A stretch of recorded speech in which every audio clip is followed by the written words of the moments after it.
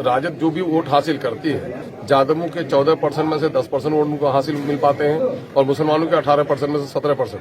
मतलब जब टिकट की बारी आती है तो यादवों को 4 गुना ज्यादा टिकट मिलती है और मुसलमानों को खसामत करने पर भी 2-4 जगह सिर्फ खैरात के तौर पर दे दिया जाता है। तो उसके बारे में उनसे पूछिए और उन हमारे लोगों से पूछिए जो लोग गर्दन झुका के चाहते हैं, चप्पल उतार के इसके दरबारी करने लगे हैं, कि उनसे पूछिए कि तुम्हारी आबादी के मुताबिक अगर तुम्हारी हिस्सेदारी नहीं होगी तो तुम अपने नस्लों का क्या भला कर पाओगे। एक बड़े आलिम दीन मुस्लिम पर्सनल के जनरल सेक्रेटरी सदर ने कहा था कि तुम्हारा बच्चा 5 वक्ता नहीं तहज्जुद गुजार हो जाए, सियासी शऊर अगर तुम्हारे बस्ती में न हुआ तो तुम्हारे 5 वक्ता पर भी पाबंदी लगते हुए दे नहीं रहेगी। हम चाहते हैं, MIM चाहती है कि इस मुल्क में हिंदू अच्छे अंदाज से पूजा करें, मुसलमान अच्छे अंदाज से अपनी इबादत करें, जो सिख हैं वो अपने इबादत खानों में जाएं, जो ईसाई हैं वो अपने इबादत खानों में जाएं। चूँकि जब से भाजपा आई है वो हिंदू और मुसलमानों को तोड़ रही है और मैं दावे के साथ कह सकता हूं कि फलस्तीन में चंद हजार लोग कटे हैं तो पूरी दुनिया में हंगामा है। गोधरा में इन्होंने हमारे चंद हजार लोगों की गर्दन काटी थी तो पूरी दुनिया में हंगामा हुआ। क्या 30 करोड़ मुसलमानों को कोई काट कर फेंक पाएगा? मुझे यकीन पूरा है कि हिंदुस्तान में न हिंदू खत्म होगा न मुसलमान खत्म होगा, लेकिन हिंदू और मुसलमानों के दरमियान में मोदी ने जो नफरत फैलाई है तो उससे हिंदुस्तान की अजमत खतरे में पड़ जाएगी। सोशल मीडिया पे 2 दिन से चल रही है कि अररिया में जो है सरफराज साहब को MIM की तरफ से टिकट मिलने जा रही है और रहमत अली साहब की एक तस्वीर भी जो है वायरल हो रही है सरफराज साहब के साथ। अब देखिए पार्टी इस पर गौर कर रही है कि आगे हमारा कदम क्या होगा, हम करीब पार्टी पर फैसला लेंगे। अब आप खुद गौर कीजिए, 18% मुसलमानों को 2 खैराती सीटें मिलती हैं और 3%, 2%, 2.5% होंगे मुश्किल मल्ला, उनको ये 3 सीटें दी जाती हैं। यही तो जमात का उसूल है। हमारे मल्ला भाई को मुबारकबाद देता हूं कि उसने अपना लीडर अपनी पार्टी खड़ी की। मैं मांझी भाइयों को, मैं जादव भाइयों को मुबारकबाद देता हूं कि उन्होंने अपनी जमात खड़ी की है तो आज सब उनकी कदर कर रहा है। काश मुस्लिम अक़लियत जिस दिन अपनी जमात खड़ी कर लेगी उनकी भी तकदीर बदल जाएगी। सीमांचल में बदलाव ही मुस्लिम क़यादत हो सकती है पूरे बिहार में, ये आप मान रहे हैं? मैं मान रहा हूं, इसका सबूत मिल गया। 5 आदमी आजादी के इन 75 सालों के बाद 5 आदमी बैक वक्त जीत कर बिहार की असेंबली में गया। हिंदुस्तान की तारीख का नया वाकया है ये, और पहली बार असेंबली के दरो दीवार ने एक मुस्लिम क़यादत को अपने अंदर दाखिल होते हुए महसूस किया है। इसी से तो सीने में सांप लौट गया है उन दुश्मनों के। वो ये नहीं चाहते हैं कि जो लोग मुसलमानों को गुलाम और रखेल बना के रखना चाहते हैं, वो चाहते हैं सर झुका के आए, ये चप्पल उतार के आए, ये दबी जबान से बोले, ये ऊंची आवाज में बोले, ये गर्दन झुका के चले, ये गर्दन उठा के न चले। ऐसे लोगों को तो परेशानी हो गई नहीं MIM से, इसीलिए MIM को तोड़ा लोगों ने। लेकिन MIM के हम मुबारकबाद देते हैं प्रदेश में रहने वाले नौजवानों को, हम अपने उलमा को मुबारकबाद देते हैं, खानकाहों के जिम्मेदारों को मुबारकबाद देते हैं, आप जैसे गयूर पत्रकारों को मुबारकबाद देते हैं जिन लोगों ने MIM को आगे बढ़ने का हौसला दिया। और मैं समझता हूं कि इस वक्त जो हिमायत आप लोगों की मिल रही है, MIM ने जो चिराग रोशन किया है, यकीनन है ये दुश्मनी की जो आंधी अंधेरापन है इसको दूर करके हम रहेंगे और इंशाअल्लाह एक क़यादत को खड़ी करेंगे। ईद दरअसल रमजान मुबारक के बखैर-ओ-आफियत गुजर जाने की खुशी का नाम है। ईद दरअसल नुज़ूल कुरान के शुक्राने के तौर पर रमजान मुबारक के बखैर व खूबी गुजर जाने का नाम है। ईद दरअसल कर्म बख्शिश के इस माह के बखैर व खूबी गुजर जाने की खुशी का नाम है। इस मौके से हम खुशियां मनाते हैं, गले लगते हैं, एक दूसरे का गम भुलाते हैं। लेकिन इस बार की ईद में हम एक पैगाम भी देना चाहते हैं।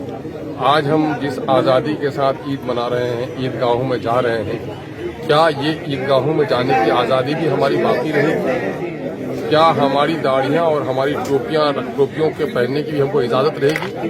क्या हमारे मस्जिदों के मिंबर और मेहराब भी महफूज रहेंगे?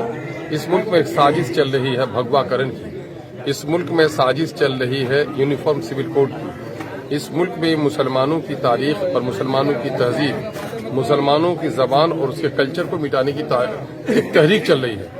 और अफसोस इस बात का है कि इस वक्त जो सियासी मुनाफिकीन हैं वो अपना लिबास चोला बदल कर आए हैं और नरेंद्र मोदी का हामी इस इलाके में अगर वोट मांगने के लिए हिम्मत करता है तो मैं गयूर नौजवानों को ये कहना चाहता हूँ ईद के मौके से, है गैरतमंद नौजवानों, उस नौजवान के बारे में क्या ख्याल है जो अपने बाप के कातिल को बस्ती में आए तो कुर्सी लेकर दौड़े? तुम कहोगे कि वह बाप का सही फर्जंद नहीं है। यकीन जानो इस वक्त जो लोग फिरका परस्त जमातों के उम्मीदवार बनकर आए हैं, गौर से तुम देखो, उनकी पेशानी पर बिल्किस के जानियों की सरपरस्ती की लकीरें देखो। तुम गौर से देखोगे तो उनके हथेलियों में बाबरी मस्जिद की टूटी हुई ईंटों की सुर्खी नजर आएगी। तुम गौर से देखो इन जालिमों को। तुम गुजरात में हमारी माओ बहनों की गोधरा में जो इज्जत लुटी है, जो लाशें उनकी गिरी हैं, उनके खून के धब्बे हैं इनके कुर्ते पे। आखिर इन मुनाफिकों को पहचानो। आखिर जो लोग गठबंधन के हैं वो लोग दोनों लीडर का नाम क्यों नहीं लेते? इस बिहार में धोखा देने के लिए नीतीश कुमार जी ने हमेशा जदयू को गलत रूप से इस्तेमाल किया। मामला ये है कि आप उनसे पूछिए कि वजीर आजम का उम्मीदवार कौन है। वजीर आजम का उम्मीदवार नरेंद्र मोदी है। और अभी अमित शाह ने कहा है कि जो 4% रिजर्वेशन जिस स्टेट में हासिल है, अगर उनकी हुकूमत आ जाएगी तो मुसलमानों के उस 4% रिजर्वेशन को खत्म करके SC और ST को दे दिया जाएगा। क्या इसकी तस्दीक करते हैं लोग? ये सारी बातें ईद के मौके से हम आपसे कहना चाहते हैं। अपने ईद की इस मुसर्रत को बाकी रखना चाहते हैं। अगर आप चाहते हैं कि हम दाढ़ी और टोपी के साथ जिएं, हम आज़ादाना अपनी ईदगाहों पर जाएं, तो हमारे ईदगाहों के दुश्मन, हमारे खानकाहों के दुश्मन, हमारे कब्रिस्तानों के दुश्मन, हमारे कुरान और हमारे दीनी अकायद के दुश्मन जो यूनिफॉर्म सिविल कोड में हमको लपेटना चाहते हैं, जो CAA का काला कानून नाफिज करके मुसलमानों के साथ नजरअंदाजी करना चाह रहे हैं, ऐसे लोगों से आपको होशियार होना पड़ेगा। सर, 4% रिजर्वेशन से मुसलमानों का क्या नुकसान होगा?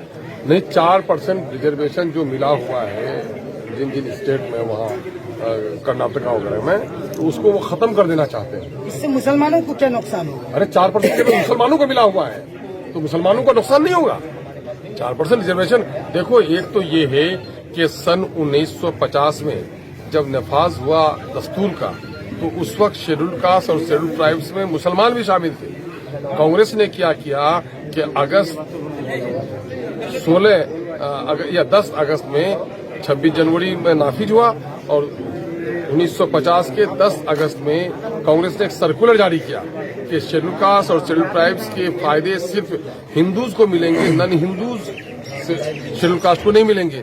उससे 123 सीट पार्लियामेंट की रिजर्व हो गई और नतीजा ये हुआ कि मुसलमान उस जगह खड़ा नहीं हो सकता और तकरीबन 23% मुलाजमत भी उनके लिए मखसूस कर दी गई। 15% और 7.5%, 22% मुलाजमत मखसूस कर दी गई, जिसमें मुसलमानों का, अब देखिए, धोबी जो नॉन मुस्लिम धोबी है वो शेड्यूल कास्ट में आ गया, जो हिंदू धोबी है वो पिछड़ी जाति में आ गया।